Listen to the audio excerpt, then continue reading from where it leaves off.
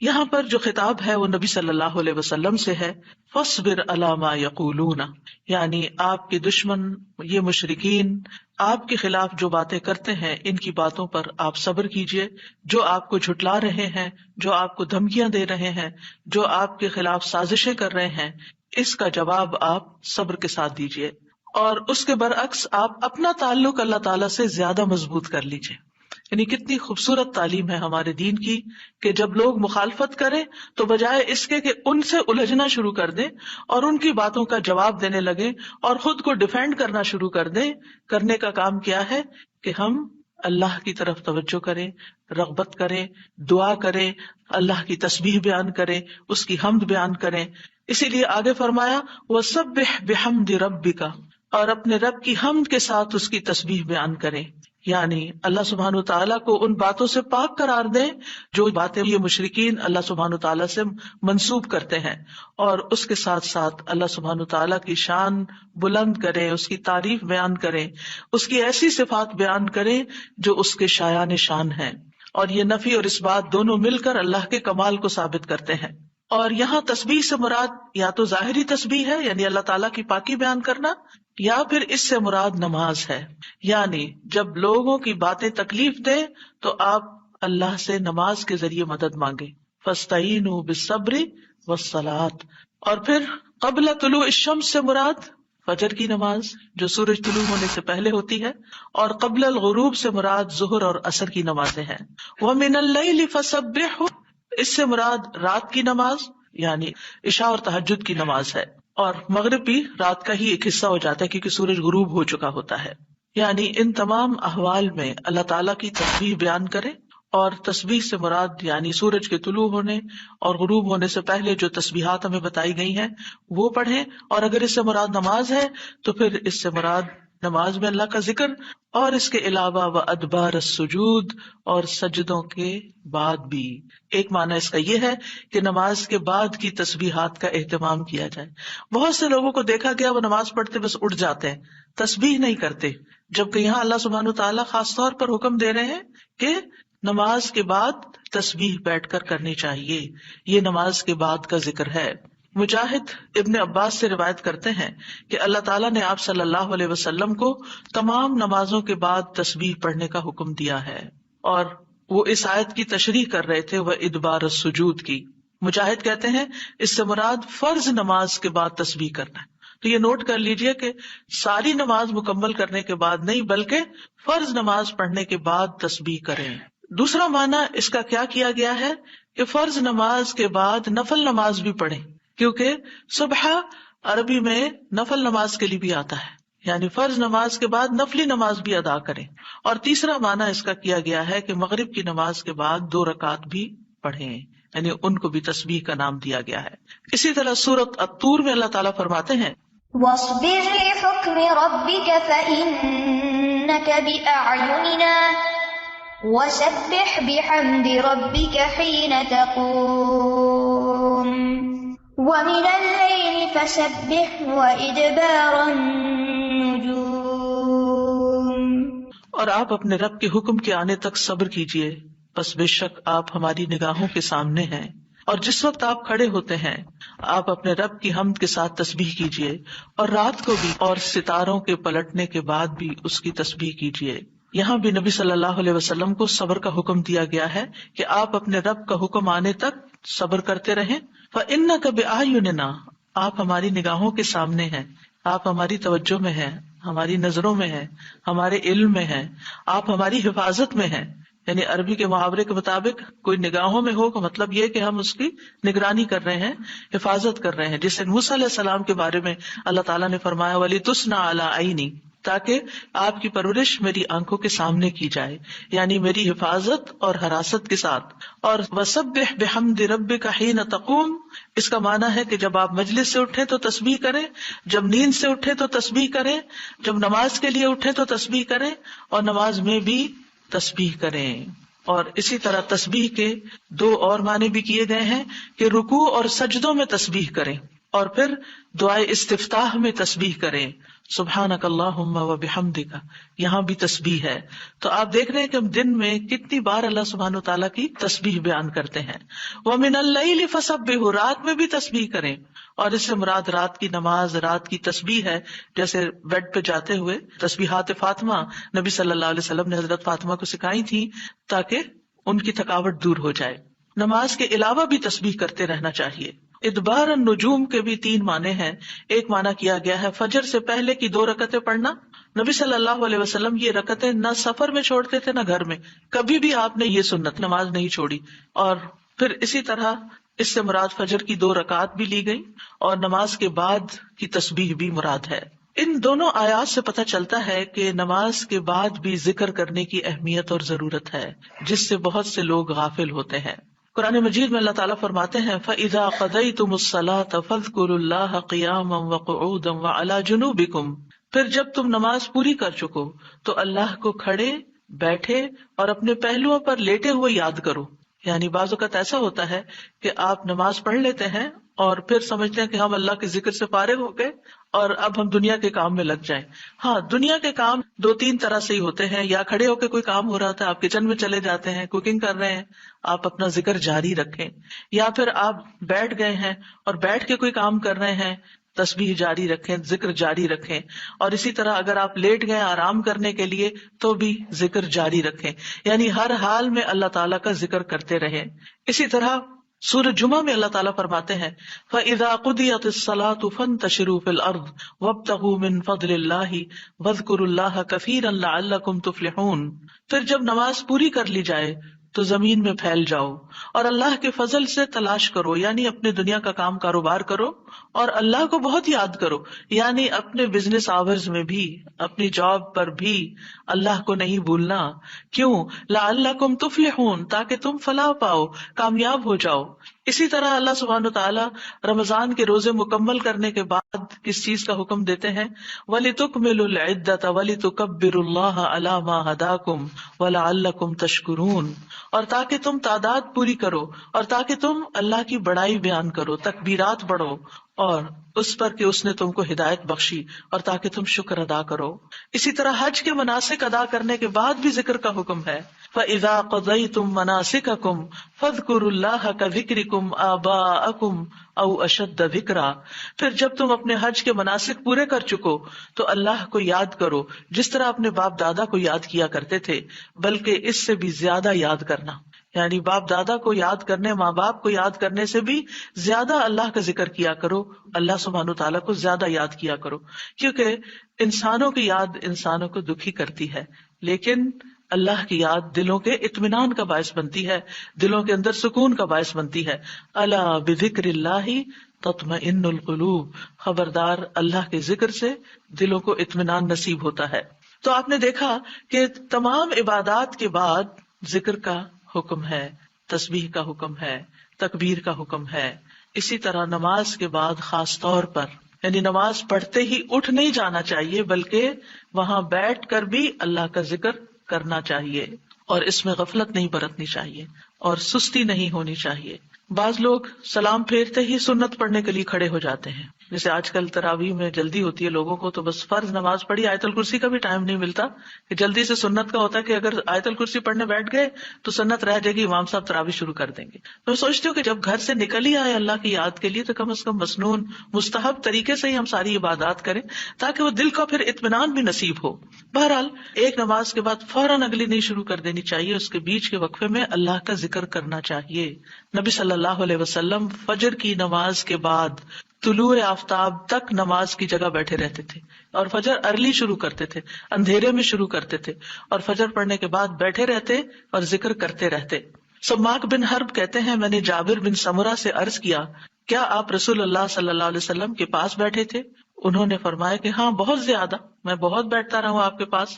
آپ اپنی نماز کی جگہ سے کھڑے نہیں ہوتے تھے جس جگہ صبح کی نماز پڑھتے تھے جب تک کہ سورج نہ نکل آتا، پھر جب سورج نکل آتا تو آپ کھڑے ہو جاتے. اسی طرح ایک اور روایت میں آتا ہے نبی صلی اللہ علیہ وسلم جب فجر کی نماز پڑھتے تھے تو اپنی جگہ بیٹھے رہتے یہاں تک کہ سورج خوب اچھی طرح طلوع ہو جاتا. تو پھر اس وقت کیا کرتے تھے؟ اشراق کے نوافل. تو اس سے آپ اندازہ لگائیں کیا ہم میں سے کوئی یہ کہہ سکتا ہے کہ میں رسول اللہ صلی اللہ علیہ وسلم سے زیادہ مصروف انسان ہوں، میں زیادہ بزی ہوں، میرے بہت کام ہے، میرے پاس بیٹھنے کا وقت نہیں ہے. نہیں، یہ صرف نفس کا دھوکہ ہوتا ہے. نفس ہمیں دھوکہ دیتا ہے کہ دیکھو پہلے تم اٹھے ہو تہجد کے لیے، پھر تم نے پڑھی نماز اور پھر پڑھے اذکار، اور اب تم پھر بیٹھ کے اور انتظار کرو تو اٹھو کچھ اور کام کرو. اچھا میرا وہ کام بھی ہے، میرا وہ کام بھی ہے، اور اس طرح ہم اپنے آپ کو تسلیاں دے کر اپنی جگہ سے اٹھ جاتے ہیں اور ذکر میں کوتاہی کر جاتے ہیں. جبکہ مستحب یہی ہے کہ اسی جگہ بیٹھ کر چاہے آپ تلاوت قرآن کریں، چاہے آپ صبح شام کے اذکار، یہی وقت ہے ان کا سورج نکلنے سے پہلے، اور حفاظت کے لیے جو پڑھتے ہیں وہ انہی اوقات میں پڑھے جاتے ہیں. لہٰذا اس وقت آپ وہ بھی پڑھ سکتے ہیں، آپ تسبیحات کر سکتے ہیں، آپ کوئی بھی اور ذکر، آپ قرآن مجید کا مطالعہ کر سکتے ہیں، تفسیر کی کوئی کتاب پڑھ سکتے ہیں، کوئی تفسیر کا لیکچر سن سکتے ہیں، اپنی تجوید درست کر سکتے ہیں، یعنی کہ کوئی سبق یاد کر سکتے ہیں. یعنی کوئی بھی چیز ذکر کی قسم کی آپ اس وقت میں تسلی کے ساتھ کر سکتے ہیں تاکہ یہ سنت پوری ہو جائے، کیونکہ اس کا اجر و ثواب بہت ہے. جو شخص اسی جگہ بیٹھا رہے اور پھر نفل پڑھ کے اشراق کے اٹھے تو اس کو حج عمرے کا ثواب ملتا ہے. نبی صلی اللہ علیہ وسلم نے صحابہ کو نماز کے بعد کے اذکار سکھائے. ابن تیمیہ رحمہ اللہ کہتے ہیں کہ نبی صلی اللہ علیہ وسلم جب لوگوں کو نماز پڑھاتے تھے تو آپ سلام پھیرنے کے بعد دعا نہیں کرتے تھے، اور نہ صحابہ ایسا کرتے تھے، نہ صبح کی نماز میں، نہ عصر کی نماز میں، نہ دیگر نمازوں میں، بلکہ آپ سے ثابت ہے کہ آپ اپنا چہرہ اصحاب کی طرف کر لیتے، یعنی پلٹ کے واپس بیٹھ جاتے، اللہ کا ذکر کرتے اور ان کو سکھاتے تھے. یعنی اذکار اور دعا میں تھوڑا سا فرق ہے. دعائیں زیادہ سے زیادہ سلام پھیرنے سے پہلے کر لیتے تھے، اور جو اذکار ہوتے تھے جیسے تسبیحات ہیں یا صبح شام کے اذکار ہیں یا باقی اذکار ہیں وہ بعد میں کر لیتے تھے، جیسے لا الہ الا اللہ وحدہ لا شریک لہ اور اسی طرح دیگر اذکار جو ہیں. اور سلام پھیرنے کے بعد اللہ کا ذکر کرنا یعنی زیادہ مستحب ہے. اگرچہ دعا بھی کر سکتے ہیں، یعنی منع نہیں ہے. بعض علماء یہ کہتے ہیں کہ نبی صلی اللہ علیہ وسلم نے جو دبر الصلاۃ کا لفظ استعمال کیا نماز کے پیچھے، تو اس سے مراد نماز کے بعد بھی ہے. حضرت عائشہ کہتی ہیں کہ نماز کے بعد کے اذکار شیشے کو صاف کرنے کے بعد اس کو چمکانے کی طرح ہے. یعنی نماز میں آپ نے اپنی صفائی کر لی اور اب بعد کے اذکار کے جو آپ کو اور زیادہ چمکا رہے ہیں. نماز نور ہے، یہ دل کو صاف کر دیتی ہے، دل کو روشن کر دیتی ہے جیسے کہ شیشے کو صاف کیا جاتا ہے، اور نماز کے بعد ذکر کرنا ایسا ہے جیسا کہ شیشے کو چمکایا جاتا ہے. فرشتے بھی دعائیں کرتے ہیں. رسول اللہ صلی اللہ علیہ وسلم نے فرمایا جب تک تم اپنے مصلی پر جہاں تم نے نماز پڑھی تھی بیٹھے رہو اور ریاح خارج نہ کرو، گیس پاس نہ کرو، تو فرشتے تم پر برابر درود بھیجتے رہتے ہیں.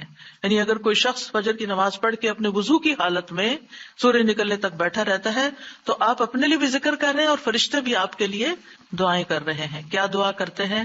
اللہم اغفر لہ، اللہم ارحمہ، اے اللہ اس کی مغفرت فرما، اے اللہ اس پر رحم فرما. اور یہ اس وقت تک ہوتا رہتا ہے جب تک وہ وضو توڑ کر فرشتوں کو تکلیف نہ پہنچائے. یعنی جب گیس پاس ہوتی ہے اور اس کی اسمیل سے پھر فرشتوں کو تکلیف ہوتی ہے تو فرشتے جو ہیں وہ پیاز کی اسمیل اور لہسن کی اور جسم سے نکلنے والے، اگر پسینہ بہت آ رہا ہے اور کپڑے نہیں آپ تبدیل کرتے، رات کے کپڑوں میں اٹھ کے نماز شروع کر دیتے ہیں اور وہ اسمیلی کپڑے ہوتے ہیں، تو اس سے فرشتے آپ سے دور رہتے ہیں. اور اسی طرح اگر یعنی خوراک میں کوئی ایسی چیز ہے کہ آپ کی گیس میں بہت اسمیل ہے تو یہ چیز بھی فرشتوں کو تکلیف دیتی ہے اگر آپ مصلی پر بیٹھے ہیں یا آپ ذکر کی حالت میں ہیں. پھر اس وقت ذکر کرنا جو ہے اولاد اسماعیل سے غلام آزاد کرنے سے افضل عمل ہے، خاص طور پر اگر ہم لا الہ الا اللہ وحدہ لا شریک لہ والی تسبیح پڑھتے ہیں. ابو امامہ سے مروی ہے رسول اللہ صلی اللہ علیہ وسلم نے فرمایا سورج طلوع ہونے تک میں بیٹھ کر اللہ تعالیٰ کا ذکر کروں، اس کی بڑائی، اس کی حمد و تسبیح اور تحلیل کروں، یہ مجھے اولاد اسماعیل میں سے 2 غلام آزاد کرنے سے زیادہ محبوب. یعنی اس وقت کا ذکر ایسا ہے جیسے آپ نے اتنا بڑا صدقہ بھی کر دیا. اسی طرح عصر کے بعد سورج غروب ہونے تک ذکر کرنا مجھے اولاد اسماعیل میں سے 4 غلام آزاد کرنے سے زیادہ محبوب ہے. یعنی عصر پڑھ کر بھی آپ مغرب تک ذکر کر سکتے ہیں. اگر عام دنوں میں نہیں تو آپ جمعے کے دن تو کر ہی سکتے ہیں کیونکہ اس دن دعائیں قبول ہوتی ہیں. لیکن عموماً ہم اپنی غفلت اور سستی کی وجہ سے کوئی اور کام شروع کر دیتے ہیں اور ہم ان قیمتی اوقات کی قدر نہیں کرتے، ہماری پرائرٹیز نہیں ہوتی. یعنی انسان کو جب پتہ چلتا ہے کہ یہ بزنس کا پیک آور ہے تو وہ کیا کرتا ہے؟ اس وقت کہیں اور سیر کو چلا جاتا ہے؟ نہیں، اس وقت وہ سارے کام چھوڑ کر اس کام کی طرف متوجہ ہو جاتا ہے جو اس کو سب سے زیادہ فائدہ دینے والا ہے۔ تو اسی طرح بعض سلف صالحین کہتے ہیں کہ ہم نے جمعے کے دن عصر کے بعد مغرب تک جو دعا کی ہماری قبول ہوئی، یعنی یہ قبولیت دعا کا خاص وقت ہوتا ہے۔ جیسے صبح کا وقت بکرتن نماز فجر سے لے کر سورج نکلنے تک کا ہے، بڑا ہی قیمتی وقت ہے ذکر اذکار کے لیے۔ اسی طرح عصر کی نماز سے لے کر مغرب تک کا وقت بھی بڑا ہی قیمتی ہے۔ تو اس میں آپ دیکھیے خصوصاً آج کل آپ روزے سے ہیں، روزہ دار کی بھی دعا قبول ہوتی ہے، اور اس میں بھی امت کے نیک لوگوں کا طریقہ یہی رہا ہے کہ وہ روزہ کھلنے سے پہلے سارے کام چھوڑ دیتے تھے اور ذکر اذکار میں مصروف ہو جاتے تھے، دعائیں کرنے میں مصروف ہو جاتے تھے۔ تو آپ بھی اپنے لیے کچھ پلان اس طرح کریں کہ جمعے کا دن اور ہم کم از کم رمضان کا مہینہ عصر کا وقت جو ہے اس سے پہلے پہلے اپنے کام ختم کر کے مصلی پہ بیٹھے یا کرسی پہ بیٹھے، یا لیٹنا چاہتے تو لیٹ جائیں، کیونکہ پہلی آیت یہی بتائی گئی تھی نا کہ آپ کھڑے یا بیٹھے یا لیٹے ہر حال میں اللہ کا ذکر کر سکتے ہیں۔ الذین یذکرون اللہ قیاما وقعودا وعلی جنوبہم، وہ جو اللہ کا ذکر کرتے ہیں کھڑے بیٹھے اور لیٹے، جس بھی پوزیشن میں آپ کرنا چاہیں آپ ذکر کر سکتے ہیں، اور اس میں تسبیح کیجیے، حمد و ثنا کیجیے اللہ تعالیٰ کی، اور دعائیں مانگیے۔ اور الحمدللہ ہمارے پاس کتابوں کی شکل میں دعاؤں کا اتنا پیارا ذخیرہ ہے، جو مسنون اوتھینٹک دعائیں قرآن و سنت سے ہم نے جمع کی ہیں۔ اگر زبانی یاد ہے تو بہت ہی اچھا کہ دل لگا کے زبانی پڑھے، اور اگر زبانی یاد نہیں تو ان کو کھول لیجیے اور پڑھنا شروع کر دیجیے، اور صرف پڑھتے نہ جائیں۔ اس وقت کوئی قرات کا وقت نہیں ہے، یہ مانگنے کا وقت ہے۔ دیکھ دیکھ کر اس طرح پڑھیں دعا کو جیسے آپ مانگ رہے ہیں اللہ تعالیٰ سے، تو انشاءاللہ آپ کے دین دنیا آخرت کے سارے مسائل حل ہوں گے، اور ایک پرامن پرسکون زندگی بسر کریں گے اگر ان اوقات کی آپ قدر کر لیں۔ کیونکہ جو قبولیت کے اوقات ہیں ان کو گنوانا نہیں چاہیے، ان کو ہاتھ سے جانے نہیں دینا چاہیے۔ آپ صبح فجر کے وقت مثلاً اگر رمضان میں ہر روز ایک سپارہ پڑھتے ہیں، آدھا سپارہ فجر کے بعد پڑھ لیں، آدھا سپارہ عصر کے بعد پڑھ لیں، تو اس طرح بیلنس بھی ہو جائے گا، آپ کا دل نہیں گھبرا، کیونکہ ہمارا نفس جو ہے نا وہ اتنا آزاد منش ہے کہ وہ کہیں ایک جگہ بیٹھنے کی قید قبول نہیں کرتا۔ وہ بار بار ہمیں کہتا ہے اچھا فون چیک کر لو، اچھا وہ کر لو وہ کر لو، اور توجہ اور یکسوئی سے ہمیں ذکر اذکار نہیں کرنے دیتا۔ تو اس کو ٹیم کرنے میں، اس کو ڈسپلن کرنے میں وقت لگے گا، لیکن ونس ایک دفعہ آپ عادی ہو گئے، آپ نے اس گھوڑے کو قابو کر لیا، آپ نے اس کو بٹھا لیا، جیسے بچے کو بٹھانے میں مشکل ہوتی ہے لیکن جب بیٹھ جاتے پھر بیٹھ جاتے ہیں، تو پھر انشاءاللہ آپ دیکھیں گے کہ آپ کے لیے یہ گھڑیاں بڑی پر لذت ہو جائیں گی، آپ ان گھڑیوں کو انجوائے کریں گے، آپ کا اور زیادہ دل چاہے گا کہ کاش یہ اور لمبی ہو جائے۔ اچھا روزہ کھل گیا، ابھی تو میرا یہ بھی اور یہ بھی ٹارگٹ پورا نہیں ہوا۔ پھر اسی طرح یہ ہے کہ رسول اللہ صلی اللہ علیہ وسلم نے فرمایا جو شخص فجر کی نماز جماعت کے ساتھ پڑھنے کے بعد بیٹھ کر اللہ کا ذکر کرتا رہے یہاں تک کہ سورج نکل آئے، پھر 2 رکعتیں پڑھے، اس کے لیے 1 حج اور عمرے کا ثواب ہے۔ انس فرماتے ہیں پھر رسول اللہ صلی اللہ علیہ وسلم نے 3 بار فرمایا پورا پورا پورا، یعنی پورا ثواب حج عمرے کا، پورا ثواب حج عمرے کا، پورا ثواب۔ یعنی آپ سوچئے کہ حج عمرہ کرنا کوئی آسان کام ہے؟ مشکل کام ہے، جس میں مال بھی انوالو ہے، آپ کے ایفرٹ بھی، آپ کا گھر چھوڑنا بھی، سب کچھ۔ لیکن اگر آپ کو ایک مصلی پہ بیٹھ کے اتنا بڑا اجر و ثواب ملتا ہے تو اور کیا چاہیے۔ صرف بات ہے اپنے نفس کو منانے کی، اپنے دل کو اور اپنے آپ کو ڈسپلن کرنے کی، اور ایک دفعہ آپ نے شروع کر لیا، اور اگر نہیں ہو پا رہا تو اللہ سے دعا کریں کہ اللہ تعالیٰ توفیق دے دے، اللہ تعالیٰ آسان کر دے، تو انشاءاللہ آپ کے لیے آسانی بھی ہو جائے گی۔ پھر اسی طرح نبی صلی اللہ علیہ وسلم نے فرمایا اللہ تعالیٰ فرماتا ہے کہ میں اپنے بندے کے ساتھ ہوتا ہوں جب وہ مجھے یاد کرتا ہے اور میری یاد میں اپنے ہونٹ ہلاتا ہے۔ اور ایسے لوگ جو ذکر میں آگے ہوتے ہیں وہ درجات میں بھی بہت آگے ہیں، سبقت لے جانے والے ہیں، فالسابقون السابقون ہیں۔ رسول اللہ صلی اللہ علیہ وسلم نے فرمایا مفردون سبقت لے گئے۔ صحابہ نے پوچھا یا رسول اللہ مفردون کون ہوتے ہیں؟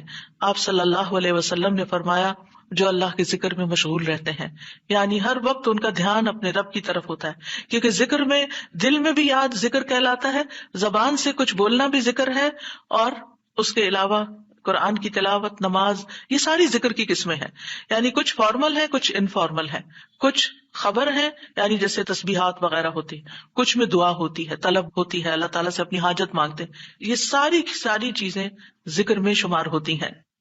اب آ جاتے ہیں ہم نماز کے بعد کے اذکار کے متعلق، اور یہ اذکار بھی آپ کو اس کتاب میں ملیں گے، نماز کے اذکار، یعنی نماز کے اندر کے ذکر بھی اور نماز کے بعد کے بھی۔ نماز کا سلام پھیرتے ہی نماز ختم ہو جاتی ہے، اس کے بعد سب سے پہلے کہنا چاہیے اللہ اکبر ایک بار، اور تھوڑا سا بلند آواز سے، جس سے پتہ چلے کہ نماز پڑھ لی ہے۔ اللہ اکبر۔ ابن عباس کہتے ہیں میں نبی صلی اللہ علیہ وسلم کی نماز کے مکمل ہونے کو تکبیر کی وجہ سے سمجھ جاتا تھا، یعنی مثلا کوئی نفل پڑھ رہا ہے تو آپ کو نہیں پتہ چلتا کہ پڑھ چکا ہے یا نہیں، لیکن اگر اس نے بلند آواز سے کہہ دیا اللہ اکبر تو پتہ چل گیا کہ ہاں اس کی نماز مکمل ہو گئی ہے۔ کیوں اللہ اکبر کہیں؟ کہ اللہ ہر چیز سے بڑا۔ آپ دیکھیں ہم نے نماز کا آغاز کس سے کیا تھا؟ اللہ اکبر سے کیا تھا، اور نماز میں کئی بار ہم نے اللہ اکبر کہا، اور اب نماز کے اختتام پر بھی اللہ اکبر، رمضان کے اختتام پر بھی اللہ اکبر، یعنی اللہ کی تکبیر بیان کرنا۔ اللہ سبحانہ و تعالیٰ قرآن مجید میں فرماتے اتل ما اوحی الیک من الکتاب واقم الصلاۃ ان الصلاۃ تنہی عن الفحشاء والمنکر ولذکر اللہ اکبر واللہ یعلم ما تصنعون۔ کتاب میں سے جو آپ کی طرف وحی کیا گیا ہے اس کی تلاوت کیجیے اور نماز قائم کیجیے، بے شک نماز بے حیائی اور برائی سے روکتی ہے، اور یقیناً اللہ کا ذکر تو سب سے بڑی چیز ہے، اور اللہ کو معلوم ہے جو کچھ تم کرتے ہو۔ تو اللہ کا ذکر سب سے بڑی چیز، اور اس ذکر میں اللہ کو سب سے بڑا قرار دینا سب سے بڑی چیز۔ اور نبی صلی اللہ علیہ وسلم اور پھر صحابہ کا طریقہ بھی یہی تھا کہ آپ فرض نمازوں کے بعد ذکر کرتے اور آوازیں بلند کرتے، یعنی نماز کے بعد کا ذکر جو ہے اس میں آواز اونچی ہوتی ہے۔ ابن عباس اس بات سے معلوم کر لیتے کہ لوگوں نے سلام پھیر لیا ہے کیونکہ وہ ان کے ذکر کی آواز سنتے تھے، یعنی مطلب یہ ہے کہ نماز کے بعد اللہ اکبر بھی اونچی آواز میں، استغفر اللہ استغفر اللہ استغفر اللہ یہ بھی ذرا اونچی آواز میں، یعنی ایک ہوتا ہے سری ذکر یعنی دل ہی دل میں پکارنا، اور ایک ہوتا ہے جہری جس میں یہ ذکر جو نماز کے بعد ہوتا ہے اس کو تھوڑا اونچی آواز میں کرنا چاہیے، اور جس طرح وتر ختم ہونے کے بعد سبحان الملک القدوس سبحان الملک القدوس سبحان الملک القدوس ذرا اونچی آواز میں کہنا چاہیے۔ تو نبی صلی اللہ علیہ وسلم اس ذکر کو ہمیشہ اونچی آواز میں کرتے تھے، ٹھیک ہے، یعنی آپ کی اقتداء آپ کی پیروی ہر معاملے میں یہ عبادت کے درجات کو بڑھا دیتی ہے۔ اور اس میں ہم یہ بھی دیکھتے ہیں کہ صحابہ کرام جو تھے وہ نبی صلی اللہ علیہ وسلم کی صرف سنت کو نہیں سیرت کو بھی آگے بیان کرتے تھے کہ آپ نے کوئی کام کیا اور کس طریقے سے کیا، مثلاً ذکر کیا اور کس طرح کیا، بلند آواز سے کیا یا آہستہ آواز سے کیا، بیٹھ کر کیا یا کھڑے ہو کر کیا۔ اور پھر آپ دیکھیے کہ نماز کے بعد اذکار جو ہیں وہ زیادہ پسندیدہ ہیں، یعنی دعاؤں کی نسبت زیادہ اذکار، ٹھیک ہے۔ اور پھر اسی طرح آپ دیکھیے کہ دوسرا ذکر جو آپ کریں گے وہ ہے استغفر اللہ 3 بار، استغفر اللہ استغفر اللہ۔ صوبان کہتے ہیں رسول اللہ صلی اللہ علیہ وسلم جب اپنی نماز سے فارغ ہوتے تھے تو 3 مرتبہ استغفار فرماتے تھے، 3 بار استغفار کرتے۔ ولید کہتے ہیں میں نے اوزائی سے پوچھا آپ استغفار کس طرح فرمایا کرتے تھے، تو انہوں نے کہا آپ فرماتے تھے استغفر اللہ استغفر اللہ۔ اب نماز پڑھ لی ہے، استغفر اللہ کیوں؟ اس لیے کہ ہم تو نماز کا حق بھی ادا نہیں کرتے، ہمارا دھیان کہاں سے کہاں چلا جاتا ہے، ہم کئی دفعہ بھول جاتے ہیں، ہمیں سجدہ سہو کرنا تک یاد نہیں رہتا، ہمیں کچھ پتہ نہیں ہوتا ہم نے کون سی سورت پڑھی، کیا تلاوت کی، ہو سکتا ہے تلاوت میں کوئی غلطی کر دیں، ہو سکتا ہے کہ تسبیح کی جگہ کچھ اور پڑھ دیں بھول چوک کے، تو ہم نماز کے اندر بھی بہت کچھ غلط کرتے رہتے ہیں جانے انجانے۔ اور خاص طور پر جن لوگوں نے اپنی نماز کے پروننسیشن کی اصلاح نہیں کی وہ تو کچھ سے کچھ پڑھتے رہتے ہیں بعض اوقات، یعنی پروننسیشن صحیح نہ ہونا جو ہے وہ الفاظ کے مطلب کو ہی بدل دیتا ہے۔ اس لیے پہلی پرائرٹی میں کوئی ایسا ٹیچر ڈھونڈیے کہ جو آپ کی نماز سن کے اس کا پروننسیشن آپ کو ٹھیک کر دے۔ بہرحال نماز کے بعد استغفر اللہ۔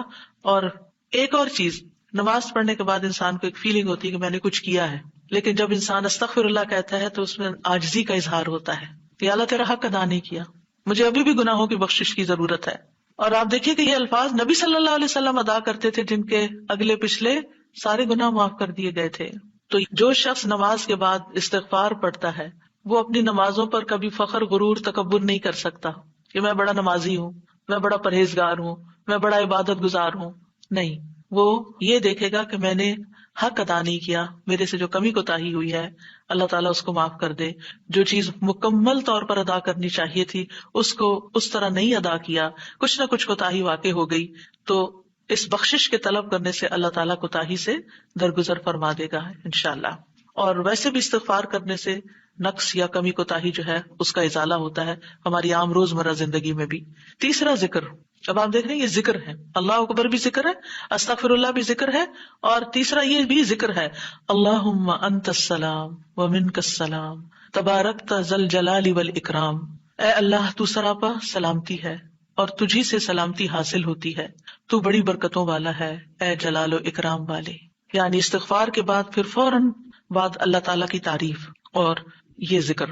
السلام جو ہے یہ اللہ تعالیٰ کے ناموں میں سے ایک نام ہے، جس کا مطلب یہ ہے کہ اللہ تعالیٰ ہر طرح کی آفات سے، عیبوں سے، ہر طرح کے نقص سے سلامت ہے.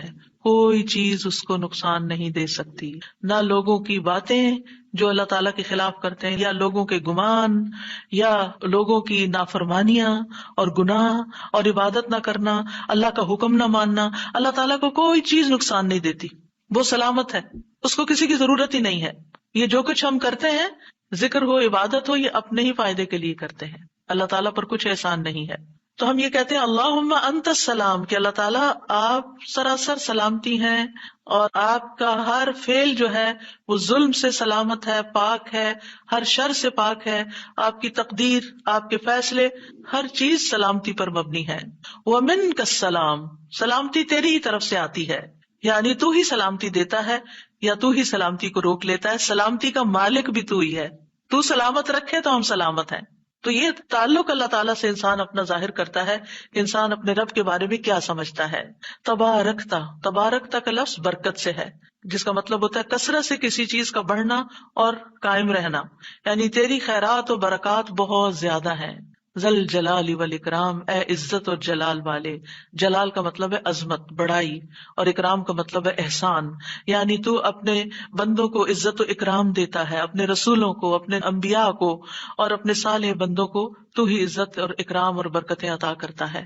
ساری نعمتیں تیری ہی طرف سے ہیں. اور یہ کتنا خوبصورت ذکر ہے جو ہم ہر نماز کے بعد کرتے ہیں، یا جو نہیں کر رہے انہیں لازماً کرنا چاہیے، کہ اللہ سبحانہ وتعالیٰ سے ہم اپنے اچھے گمان کا اظہار کرتے ہیں اور ایک طرح سے انڈائریکٹلی سلامتی اور برکت طلب بھی کرتے ہیں. آپ دیکھیے عموماً ہم جب کسی چیز کے اندر فائدہ دیکھتے ہیں تو ہم خیر اس سے وابستہ کر لیتے ہیں، یہ ہے تو کام ہوگا، یہ نہیں تو کام ہی نہیں ہوگا.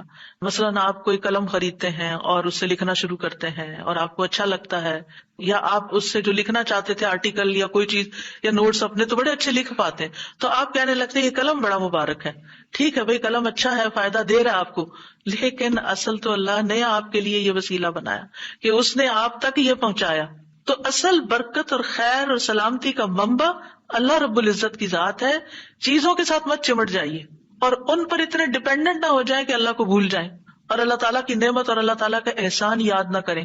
تو اس لیے ہر نماز کے بعد ہم اس بات کا اقرار کرتے ہیں کہ ساری برکتیں تیری ذات سے ہیں یا رب، ساری سلامتی تیری طرف سے ہے یا رب، عزت اور اکرام تیری ہی طرف سے ہے یا رب، تو ہی جس کو چاہے اس پر احسان فرماتا ہے، لہٰذا ہم یہ سب کچھ تجھ سے ہی طلب کرتے ہیں. پھر آپ دیکھیے چوتھا ذکر ہے لا الہ الا اللہ وحدہ لا شریک لہ لہ الملک ولہ الحمد وہو علی کل شیء قدیر. یہ بھی آپ 3 بار پڑھ سکتے ہیں، یہ بھی ذکر ہے، یعنی 3 مرتبہ اللہ تعالیٰ کی توحید کا اقرار. مغیرہ بن شعبہ جو وحی کے کاتب تھے ان سے مروی ہے کہ معاویہ رضی اللہ عنہ نے مغیرہ کو لکھا کہ کوئی حدیث جو آپ نے رسول اللہ صلی اللہ علیہ وسلم سے سنی ہو وہ مجھے لکھ کر بھیجیں. راوی کہتے ہیں کہ مغیرہ رضی اللہ عنہ نے انہیں لکھا کہ میں نے آپ صلی اللہ علیہ وسلم سے سنا ہے آپ اپنی نماز سے فارغ ہونے کے بعد 3 مرتبہ یہ پڑھا کرتے تھے لا الہ الا اللہ وحدہ لا شریک لہ لہ الملک ولہ الحمد وہو علی کل شیء قدیر. سب سے پہلے توحید کا اقرار کہ اللہ ایک ہے، وہی الہ ہے، وہی خالق ہے، مالک ہے، رب ہے، معبود ہے. پھر اس بات کا انکار کہ کوئی اس کا شریک ہو، لا شریک لہ. اور پھر لہ الملک، بادشاہت بھی اسی کی ہے، معبود بھی وہی ہے، بادشاہ بھی وہی ہے، اور ایسا بادشاہ ہے وَلَهُ الْحَمْدُ کہ اس کی تعریف ہے. دنیا کے بادشاہوں کا حشر ہوتا دیکھا ہے آپ نے، ان کے ساتھ کیا کیا جاتا ہے، لیکن اللہ سبحانہ تعالیٰ کی بادشاہت پر کوئی آنچ نہیں آتی، کوئی اس کو ہلا نہیں سکتا، کوئی اس کو نقصان نہیں دے سکتا، کوئی اس پر باتیں نہیں بنا سکتا، کوئی اس کا نقص نہیں نکال سکتا کہ اللہ تعالیٰ نے آسمان میں یہ کیا چیز بنا دی، زمین میں کیا بنا دی. نہیں، وَلَهُ الْحَمْدُ، اسی کی ہے تعریف. یعنی ایسا بادشاہ کہ جو قابل تعریف ہے. اور ایسا بادشاہ کہ وہ علی کل شیء قدیر. دنیا کے بادشاہ انتہائی بس لاچار ہوتے ہیں، ان کے ہاتھ میں کچھ نہیں ہوتا، وہ انسانوں کے محتاج ہوتے ہیں، انسانوں کی خدمت کے، انسانوں کی مدد کے، انسانوں کے مال کے محتاج ہوتے ہیں. یہ بادشاہت کیا بادشاہت ہے جس کی ساری ڈپینڈنسی لوگوں کے اوپر ہے. تو اصل بادشاہت تو اللہ کی ہے کہ جو ہر چیز پر پوری قدرت رکھتا ہے. تو آپ اس احساس کے ساتھ اگر اللہ تعالیٰ کا یہ ذکر کرتے ہیں تو آپ کا دل ایک سکون سے بھر جائے گا، ایک خوشی سے بھر جائے گا کہ میں ایسی ہستی کو جانتی ہوں، ایسی ذات کو جانتی ہوں کہ جو اتنی خوبیوں کی مالک ہے. کیونکہ یہ انسان کی فطرت میں ہے، انسان کی نفسیات میں ہے کہ وہ کسی چیز کی تعریف کر کے خوش ہوتا ہے. اور عام طور پر ہم صرف سامنے نظر آنے والی چیزوں کی تعریف کر کر کے خوش ہوتے رہتے ہیں، اور تھوڑے دن کے بعد وہ بھی خراب ہو جاتی ہے، وہ تعریف بھی ساتھ ہی چلی جاتی ہے. انسان ہے تو مر جاتے ہیں، ان کے اعمال ہے تو ختم ہو جاتے ہیں، اور کبھی وہ اچھے ہوتے ہیں اور پلٹ بھی جاتے ہیں. وہ کہاں گئی تعریفیں؟ جوان ہے تو بڑھاپے میں ساری تعریفیں چلی گئی، مالدار تھے تو غریب ہوئے تو ساری تعریفیں چلی گئیں. اسی طرح علم ہے اور جنون لاحق ہو گیا تو ساری تعریفیں چلی گئیں، سب کچھ الٹ گیا. اور دنیا کے یہ سارے نظارے آپ نے دیکھے ہوں گے کہ جب ہر نعمت لوگوں پر الٹ جاتی. اسی لیے ہم دعا کرتے ہیں نا کہ اللہم انی اعوذ بک من زوال نعمتک، کہ اللہ نعمتوں کے زوال سے بچانا. یہ انتہائی تکلیف دہ چیز ہے، لیکن یہ ایک دنیا کا قانون ہے، یہ سب کچھ ہوتا ہے اور ہماری آنکھیں دیکھتی ہیں. لیکن اللہ سبحانہ وتعالی ان سب چیزوں سے پاک ہے، اس کو کوئی زوال نہیں اور اس کا کوئی کچھ بگاڑ نہیں سکتا، اور وہ ہر چیز پر پوری طرح قادر ہے، جو چاہے کر سکتا ہے، اور تعریف اسی کے لیے ہے. پانچواں ذکر، لا الہ الا اللہ وحدہ لا شریک لہ لہ الملک ولہ الحمد وہو علی کل شیء قدیر. اللہم لا مانع لما اعطیت ولا معطی لما منعت ولا ينفع ذا الجد منک الجد. اللہ کے سوا کوئی الہ نہیں، وہ اکیلا ہے، اس کا کوئی شریک نہیں، بادشاہت اسی کی ہے اور تمام تعریف اسی کے لیے ہے، اور وہ ہر چیز پر پوری طرح قدرت رکھنے والا ہے. اے اللہ، جو کچھ تو نے دیا ہے اسے کوئی روکنے والا نہیں، اور جو کچھ تو نے روک دیا اسے کوئی دینے والا نہیں، اور کسی مالدار کو تیری بارگاہ میں اس کا مال نفع نہیں پہنچا سکتا. ابتدا میں تو وہی اللہ کی توحید بیان ہوئی، اس کی بادشاہت اور اس کی حمد کا ذکر ہے اور اس کی قدرت کا ذکر ہے، اور اس کے بعد کہ جو اللہ نے دیا، جو وہ دینا چاہتا ہے اسے کوئی روک نہیں سکتا. یہاں بھی آپ دیکھیں، مانگ کچھ نہیں رہی، یہ ذکر ہے، یہ دعا نہیں، یہ کیا ہے؟ ذکر ہے. اور جو کچھ تو نے روک دیا کوئی دے ہی نہیں سکتا، اور سارے ہی مالدار فقیر ہیں، اور خاص طور پر تیرے سامنے فقیر ہیں.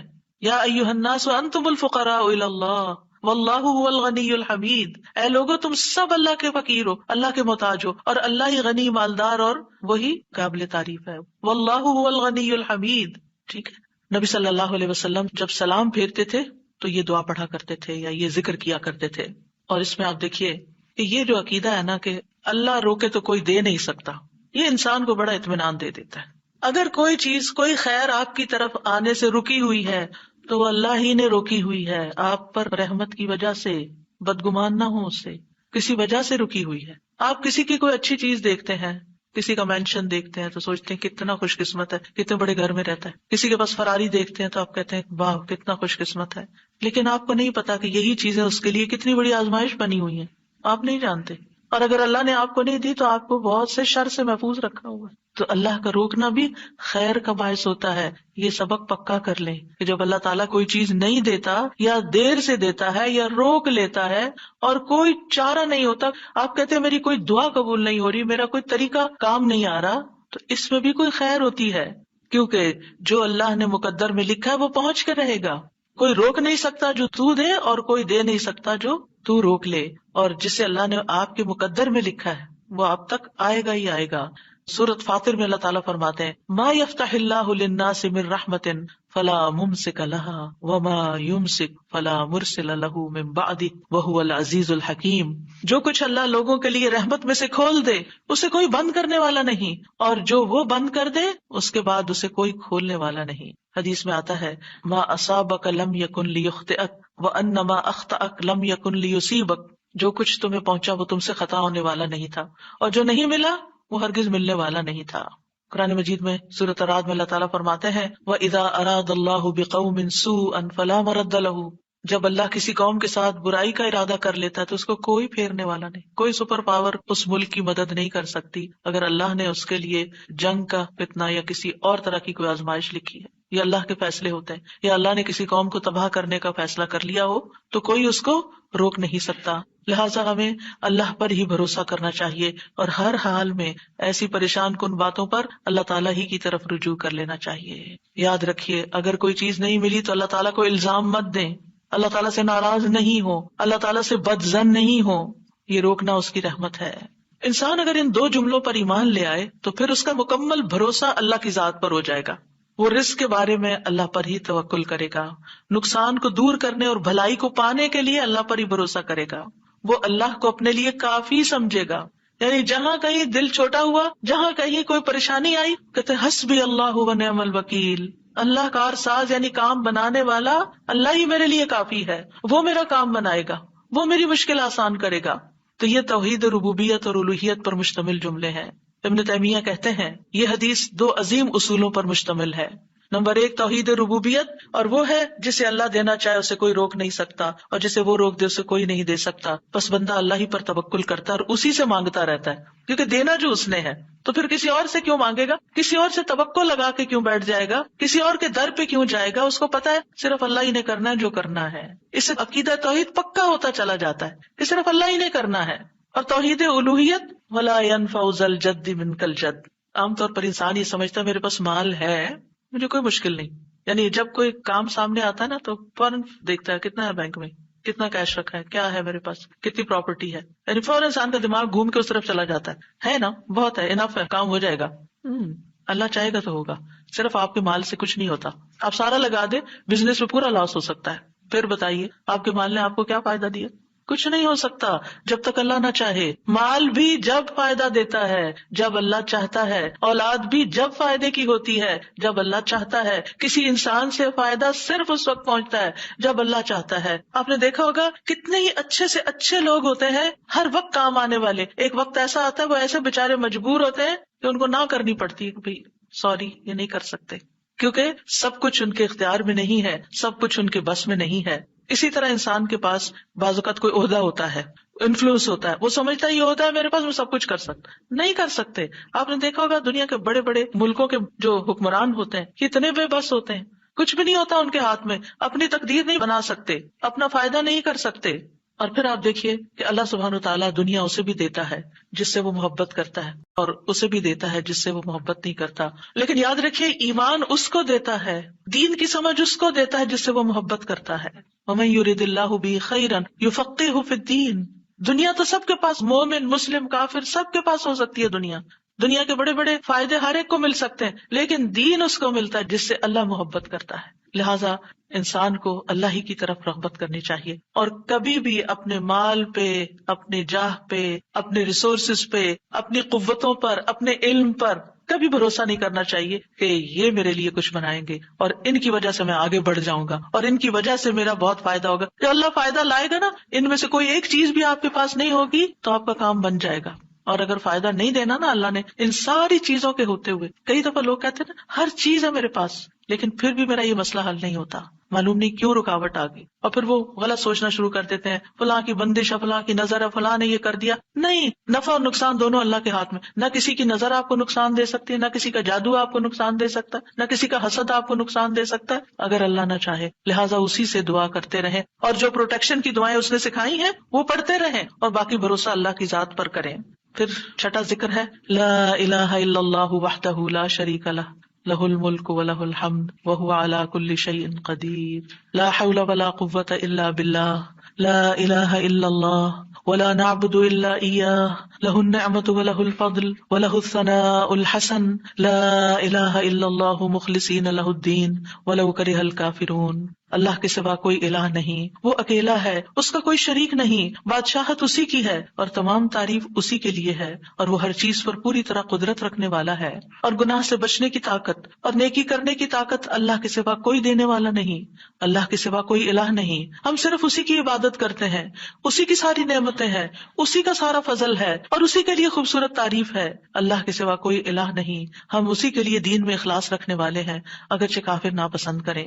ابن زبیر سلام پھیر کر ہر نماز کے بعد یہ کہتے, اور راوی کہتے ہیں کہ انہوں نے کہا کہ رسول اللہ صلی اللہ علیہ وسلم ہر نماز کے بعد ان کلمات کے ساتھ تحلیل کیا کرتے تھے, یعنی اللہ تعالیٰ کی حمد و ثنا بیان کرتے تھے. یہ بھی کیا ہے؟ نماز کے بعد کا ذکر. اور اس میں آپ دیکھیے لا الہ الا اللہ وحدہ کے علاوہ لا حول ولا قوت الا باللہ، لا حول ولا قوت الا باللہ، کہ کوئی پھیرنے کی قوت یعنی کسی برائی کو، نقصان کو دور کرنے کی، اور اسی طرح کوئی فائدہ حاصل کرنے کی قوت اللہ ہی کے پاس ہے. کسی گناہ سے دور ہونے اور کسی نیکی کے کرنے کی ہمت، طاقت اللہ ہی کے پاس ہے. تو یہ لا حول ولا قوت الا باللہ بہت فائدہ دیتا ہے، اور اس کی کثرت کرنے کو کہا گیا ہے. اور لا الہ الا اللہ ولا نعبد الا ایاہ، ہم صرف اسی کی عبادت کرتے ہیں. لہ النعمت ولہ الفضل ولہ الثناء الحسن، نعمت بھی اور فضل بھی اور اچھی تعریف سب اللہ ہی کے لیے ہے. اور ہم مخلص ہو کر اللہ کی عبادت کرتے ہیں، مخلصین لہ الدین لا الہ الا اللہ ولو کرہ الکافرون. اگرچہ کافر ناپسند کریں، ان کو ہماری توحید اچھی نہ لگے، لیکن پھر بھی ہم صرف ایک اللہ ہی کو مانتے ہیں. 7ویں چیز ہے تسبیحات. سبحان اللہ 33 بار، الحمدللہ 33 بار، اور اللہ اکبر 33 بار. اور 34ویں بار لا الہ الا اللہ وحدہ لا شریک لہ لہ الملک ولہ الحمد وہو علی کل شیء قدیر. ہر نماز کے بعد ان تسبیحات کو پڑھنے کی فضیلت کیا ہے؟ ابو ہریرہ کہتے ہیں رسول اللہ صلی اللہ علیہ وسلم نے فرمایا، جس آدمی نے ہر نماز کے بعد 33 مرتبہ سبحان اللہ، 33 مرتبہ الحمدللہ اور 33 مرتبہ اللہ اکبر کہا تو یہ 99 کلمات ہو گئے. اور 100 کا عدد پورے کرنے کے لیے لا الہ الا اللہ وحدہ لا شریک لہ یہ ذکر کر لیا تو اس کے سارے گناہ معاف کر دیے جائیں گے، چاہے وہ سمندر کی جھاگ کے برابر ہوں. یعنی 100 کا عدد پورا کرنے کے لیے کیا پڑھنا ہے؟ لا الہ الا اللہ وحدہ لا شریک لہ لہ الملک ولہ الحمد وہو علی کل شیء قدیر. رسول اللہ صلی اللہ علیہ وسلم نے فرمایا ہر نماز کے بعد کچھ ایسے اذکار ہیں جن کو پڑھنے والا یا جن کو کرنے والا کبھی محروم نہیں ہوتا، جن میں سے سبحان اللہ 33 بار، الحمدللہ 33 بار اور 34 بار اللہ اکبر. یعنی اگر لا الہ الا اللہ پورا نہیں پڑھ سکتے تو اللہ اکبر کو 34 بار کر کے 100 کی گنتی پوری کر لیں. پھر اسی طرح رسول اللہ صلی اللہ علیہ وسلم کے پاس کچھ فقیر صحابہ حاضر ہوئے، کہا کہ امیر لوگ بلند درجات اور ہمیشہ رہنے والی جنت حاصل کر چکے. حالانکہ جس طرح ہم نماز پڑھتے ہیں وہ بھی پڑھتے ہیں، جیسے ہم روزے رکھتے ہیں وہ بھی رکھتے ہیں، لیکن مال و دولت کی وجہ سے انہیں ہم پر فضیلت حاصل ہے. اس کی وجہ یہ کہ وہ حج کرتے ہیں، عمرہ کرتے ہیں، جہاد کرتے ہیں، صدقے دیتے ہیں، اور ہم محتاجی کی وجہ سے یہ کام نہیں کر سکتے. آپ نے فرمایا کیا میں تمہیں ایک ایسا عمل نہ بتا دوں اگر تم اس کی پابندی کرو گے تو جو لوگ تم سے آگے بڑھ چکے ہیں تم انہیں پالو گے اور تمہارے مرتبے تک کوئی نہیں پہنچ سکتا، اور تم اپنے سامنے موجود لوگوں میں سب سے بہتر ہو جاؤ گے سوائے ان کے جو یہی عمل شروع کر دیں. ہر نماز کے بعد 33 بار سبحان اللہ، 33 بار الحمدللہ، 33 بار اللہ اکبر، اور پھر 34ویں بار تو وہ ذکر آپ کو بتا ہی دیا گیا. اور اگر آپ 33 بار نہ پڑھ سکیں تو 10 بار سبحان اللہ، 10 بار الحمدللہ اور 10 بار اللہ اکبر پڑھ لیا کریں. یعنی اگر جلدی ہے تو پھر 10 بار بھی پڑھ سکتے ہیں. نبی صلی اللہ علیہ وسلم نے فرمایا 2 عمل ایسے ہیں اگر کوئی مسلمان بندہ ان کی پابندی کر لے تو جنت میں داخل ہوگا، اور وہ بہت آسان ہے مگر ان پر عمل کرنے والے بڑے کم ہیں. وہ کیا ہے؟ ہر نماز کے بعد 10 بار سبحان اللہ، 10 بار الحمدللہ، 10 بار اللہ اکبر. فرمایا زبان کی ادائیگی کے اعتبار سے تو 150 بار ہے، یعنی 5 نمازوں میں 10 بار، اور ترازو میں 1500 ہوں گے. اور جب سونے لگے تو 34 بار اللہ اکبر، 33 بار الحمدللہ اور 33 بار سبحان اللہ کہے. زبانی طور پر تو یہ 100 ہے مگر میزان میں یہ تسبیحات 1000 ہوں گی.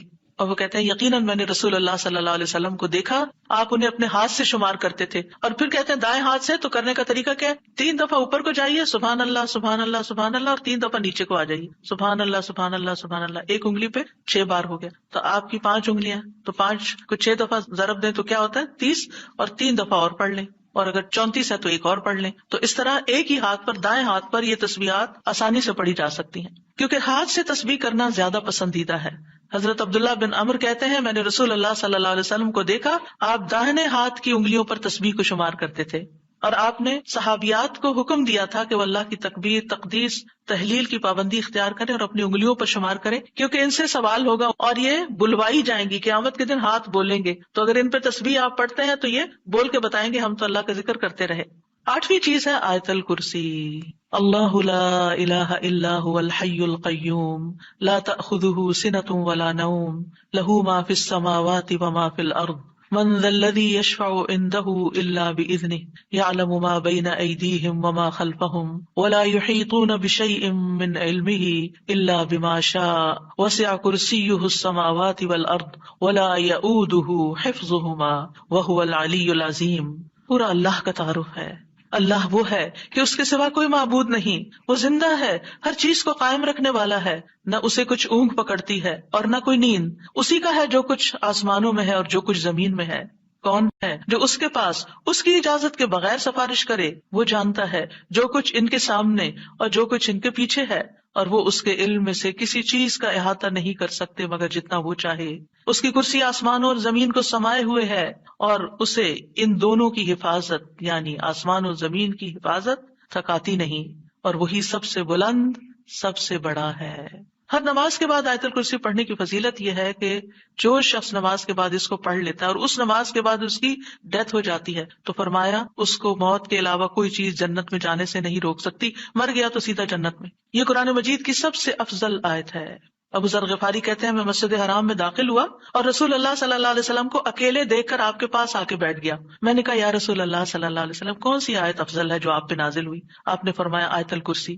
کرسی کے مقابلے میں 7 آسمان اس طرح ہے جیسے بیابان زمین میں کوئی چھلا گرا پڑا ہو، اور پھر کرسی کے مقابلے میں عرش کا حجم اتنا ہے جیسے اس چھلے کے مقابلے میں بیابان کا وجود۔ اور یہ قرآن مجید کی سب سے عظیم آیت بھی ہے۔ ابی ابن کعب سے روایت ہے ایک مرتبہ نبی صلی اللہ علیہ وسلم نے ان سے پوچھا اللہ کی کتاب میں سب سے عظیم آیت کون سی ہے؟ انہوں نے کہا اللہ اور اس کا رسول ہی زیادہ جانتے ہیں۔ آپ نے یہ سوال کئی مرتبہ دہرایا تو ابی ابن کعب نے کہا آیت الکرسی۔ یہ سن کر آپ نے فرمایا ابو المنذر تمہیں تمہارا علم مبارک ہو، اس ذات کی قسم جس کے ہاتھ میں میری جان ہے، عرش کے پائے کے پاس یہ اللہ بادشاہ کی پاکیزگی بیان کرتی ہوگی، اس کی ایک زبان اور 2 ہونٹ ہوں گے، یعنی جو لوگ اس پڑھیں گے وہ ان کے حق میں ایک طرح سے گواہ ہوگی۔ 9ویں چیز جو نماز کے بعد پڑھنی چاہیے وہ ہے معوذات، سورۃ الاخلاص، سورۃ الفلق، سورۃ الناس۔ پہلی سورت میں اللہ تعالیٰ کی توحید بیان ہوئی ہے، دوسری سورت میں انسان کو پناہ مانگنے کے لیے کہا گیا ہے، کہہ دیجئے میں مخلوق کے رب کی پناہ پکڑتا ہوں اس چیز کے شر سے جو اس نے پیدا کی، اور اندھیری رات کے شر سے جب وہ چھا جائے، اور گرہوں میں پھونکنے والیوں کے شر سے، اور حسد کرنے والے کے شر سے جب وہ حسد کرے۔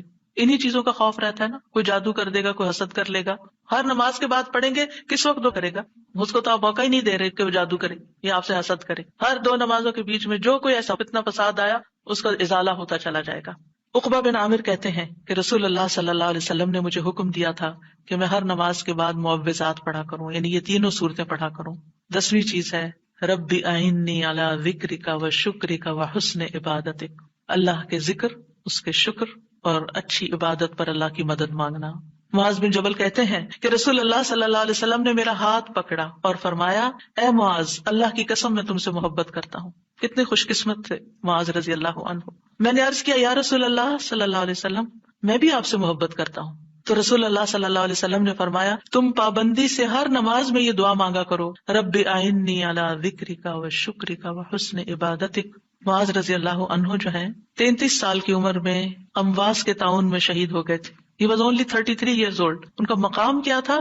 آپ کی بشارت کے مطابق وہ جنت میں علماء کے قائد ہوں گے، یعنی علماء امت کے جو عالم ہیں ان کو جنت کی طرف لیڈ کر رہے ہوں گے۔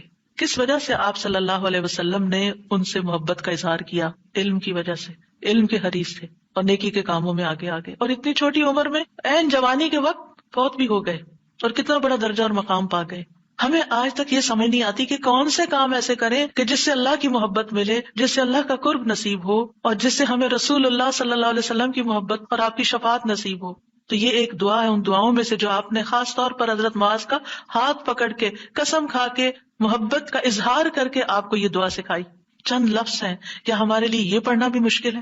پھر ہم اپنے لیے اس دنیا سے کیا کما رہے ہیں؟ اگر ہمیں اتنی بھی توفیق نہیں کہ نماز کے بعد ٹک کے یہ 4 کلمے پڑھ لیں تو پھر ہماری نمازیں کیا ہیں؟ ہم نے کیا مانگا اللہ سے؟ ہم تو دنیا کی اور آخرت کی خیر سے محروم ہو گئے۔ اور یہ دعا آپ دیکھیے اللہم سے بھی شروع ہوتی ہے اور ربی سے بھی شروع ہوتی ہے، دونوں کا ایک ہی تقریباً مطلب ہے، ایک میں الوہیت ہے اور ایک میں ربوبیت ہے۔ یعنی میں اللہ سے درخواست کرتا ہوں کہ اے اللہ مجھے اپنے ذکر پر، اور ذکر میں قرآن، نماز، تحلیل، تسبیح، استغفار، درود، سب چیزیں شامل ہیں، اللہ مجھے توفیق دے۔ اور پھر وہ شکر کی بھی توفیق۔ اور آپ دیکھیے کہ جب ہم دعا مانگتے ہیں نا کہ اللہم اعنی علی ذکرک، تو مطلب یہ ہے کہ ہماری زبان جو ہے وہ آپ کی اطاعت کرتی رہے، وہ کلمات بولتی رہے جس سے آپ کا ذکر ہوتا رہے۔ یعنی ایک تو ہے یہ مسنون اذکار ان کا پڑھنا، اور ایک یہ ہے کہ اللہ تعالیٰ کی نعمتوں کا ذکر کرنا، اللہ تعالیٰ کے احسانات کا ذکر کرنا، اللہ تعالیٰ کی قدرت کی نشانیوں کا ذکر کرنا، اللہ کے فضل کا ذکر کرنا۔ وَأَمَّا بِنِعْمَةِ رَبِّكَ فحدث، یہ بھی ذکر ہے. آپ اپنے بچوں کے ساتھ بات کر رہے ہیں اور اللہ تعالیٰ کے بارے میں کوئی بات کر رہے ہیں، دین کے بارے میں کوئی بات کر رہے ہیں، تو یہ بھی ذکر میں شمار ہو. تو اللہ مجھے توفیق دے، آئین اللہ میری مدد کر. کیونکہ ہمارے پاس وقت بھی ہوتا ہے، ہمارے پاس صلاحیت بھی ہوتی ہے، لیکن ہم توجہ نہیں کرتے، ہم کرتے نہیں ہے کام، کیونکہ توفیق نہیں ہوئی نا.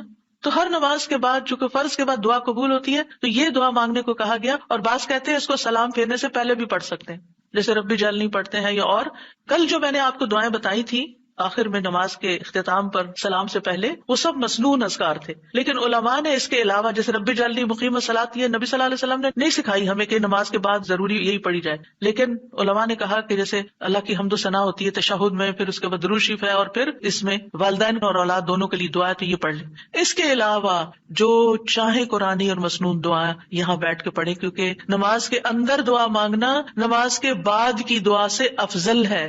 قبولیت کے زیادہ چانسز ہیں، جس سے اکثر لوگ غافل ہیں.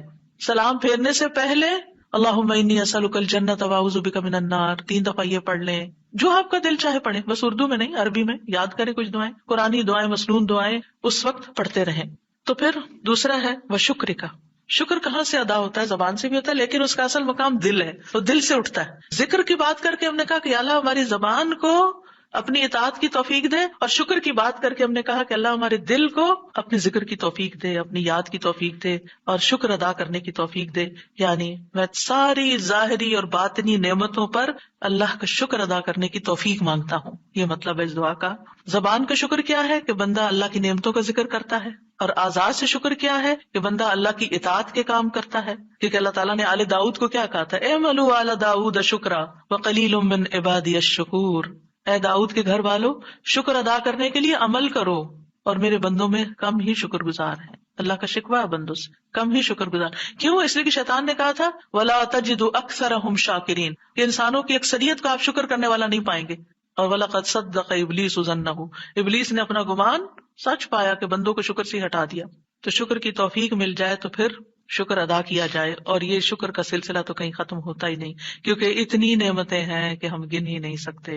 ابن رجب کہتے ہیں کہ دین میں یا دنیا میں اللہ کی ہر نعمت جو بندے کو حاصل ہوتی ہے، اس میں نعمت کا شکر ادا کرنے کی ضرورت ہوتی ہے. پھر جو شکر کی توفیق ملتی ہے اس پر بھی شکر ادا کرنے کی ضرورت ہے. یعنی شکر پر بھی شکر، یہ ایک اور نعمت ہے، اس میں دوبارہ شکر ادا کرنے کی ضرورت ہے. پھر دوبارہ شکر کیا تو ایک اور نعمت مل گئی، اب کیا ہے؟ ایک اور دفعہ شکر کریں. اور یہ سلسلہ ہمیشہ جاری رہتا ہے. یعنی شکر کا سلسلہ کبھی ختم نہیں ہونا چاہیے، شکر کرتے ہی چلے جائیں. وحسن عبادتک، اور اپنی خوبصورت عبادت کی توفیق عطا فرما. اور خوبصورت عبادت اسی وقت ہو سکتی ہے جب اس میں اخلاص ہو، اور نبی صلی اللہ علیہ وسلم کی اتباع ہو، اطاعت ہو. اطاعت اعضاء سے کی جاتی ہے، یعنی ہمارے اعضاء، ہاتھ پاؤں، ہمارا جسم یہ عبادت میں مشغول ہوتا ہے. بعض اوقات ہم ڈھیروں عبادت کر لیتے، ڈھیر سارے نفل پڑھ لیتے، بہت کچھ کر لیتے، لیکن اس کو کوئی کوالٹی نہیں ہوتی. یہاں یہ نہیں کہا گیا کہ کثیر عبادتک، یہاں کیا کہا گیا؟ حسن عبادتک، کہ اللہ خوبصورت عبادت کی توفیق دے. امام ابن تیمیہ کے بارے میں آتا ہے کہ جب وہ قید ہوئے تو اپنے سجدوں میں یہ دعا پڑھا کرتے تھے، اللہم اعنی علی ذکرک و شکرک و حسن عبادتک.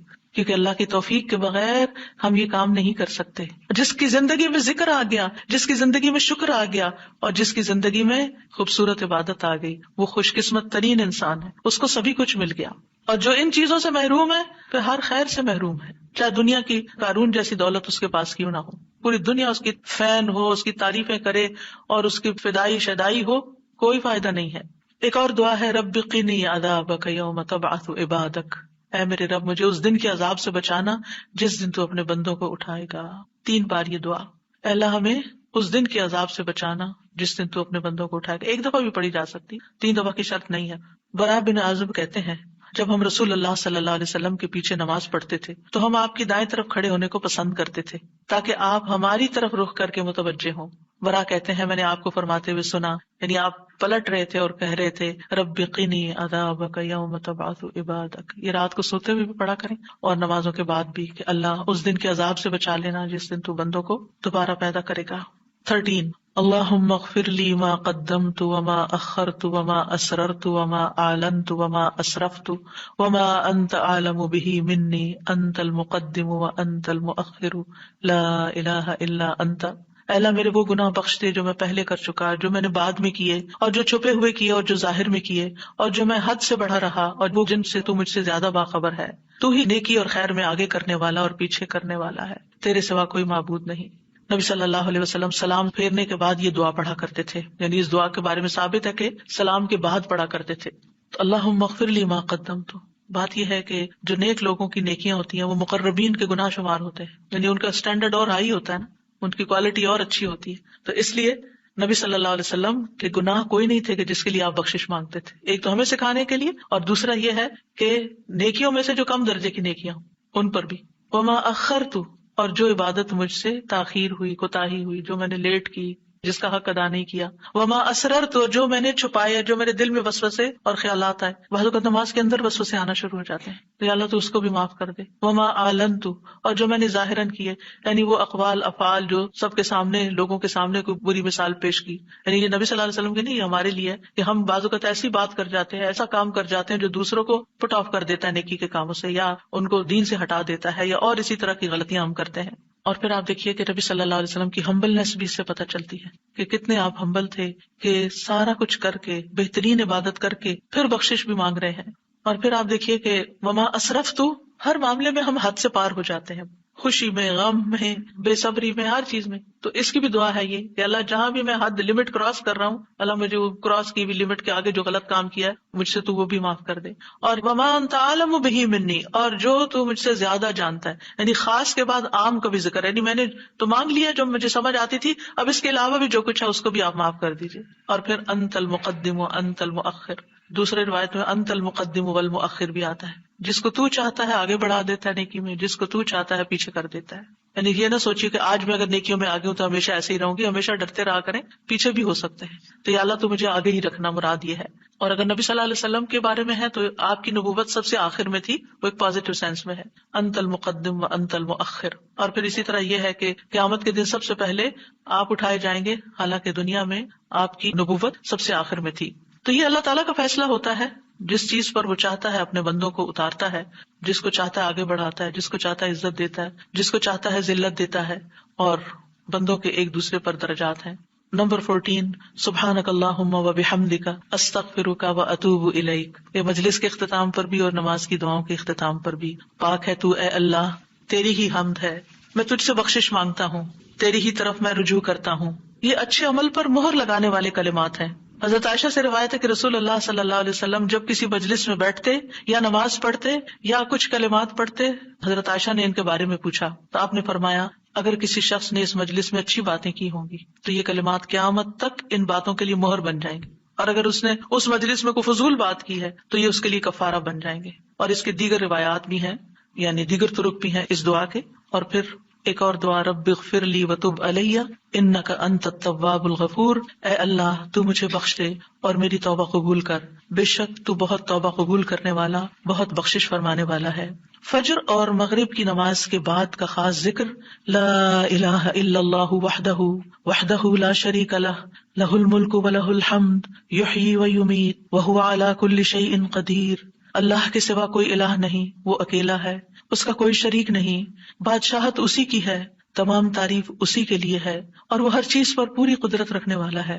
اور سلام کے بعد تشہد کی حالت میں اگر آپ بیٹھے بیٹھے یہ ذکر کرتے ہیں، یعنی مصلی سے اٹھنے سے پہلے یہ ذکر کرتے ہیں، تو نبی صلی اللہ علیہ وسلم نے فرمایا، جس نے نماز مغرب اور صبح کی نماز کے بعد اتحیات میں اٹھنے سے پہلے اپنی ٹانگ کو دوہرا کیے ہوئے، یعنی جس پوزیشن میں آپ بیٹھے اسی پوزیشن میں بیٹھے بیٹھے 10 بار یہ ذکر کیا، اللہ تعالیٰ اس کے لیے 10 نیکیاں لکھ لیتا ہے، 10 گناہ اس سے دور کر دیتا ہے، 10 درجے اس کے بلند کر دیتا ہے، اس کے لیے ہر بری چیز سے حفاظت، شیطان مردود سے پناہ دینے والے یہ کلمات ہوتے ہیں۔ کوئی گناہ سوائے شرک کے اس کو نہیں پہنچتا، اور یہ اس روز عمل میں سب لوگوں سے افضل ہوتا ہے، یعنی صبح کے وقت اگر کوئی یہ پڑھ کے اٹھتا ہے مصلی سے تو یہ سب لوگوں سے افضل ہوتا ہے، سوائے اس شخص کے جس نے اس کے برابر یا اس سے زیادہ ان کلمات کو پڑھا ہو۔